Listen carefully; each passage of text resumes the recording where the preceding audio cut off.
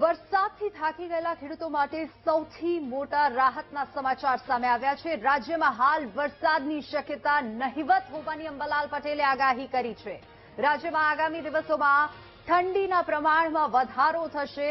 અંબાલાલ પટેલે આગાહી કરતા કહ્યું કે 15 નવેમ્બર સુધીમાં શિયાળુ પાક માટે હવામાન અનુકૂળ બનશે। આ સાથે જ તેમણે કહ્યું કે આગામી દિવસોમાં રાજ્યના તાપમાનમાં ઘટાડો થશે। હવે ધીરે ધીરે ઠંડીની શરૂઆત થશે। રવિ પાકો માટે મોસમ સુધરતી જશે। ઉત્તર ભારતમાં ધુમ્મસ થતું જશે અને સવારે ઝાકળ થવાની શક્યતા રહેશે।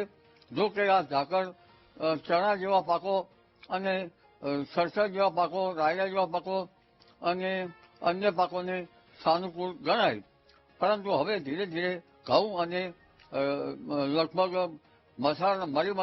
મસાલાના પાકો લેવામાં આવશે, જીરા જેવા પાકો।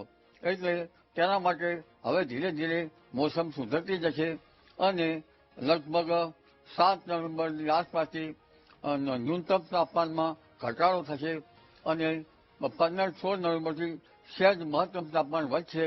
આમ છતાં ઘઉંના અને જીરાના સાનુકૂળ હવામાન તો થતું જ જશે।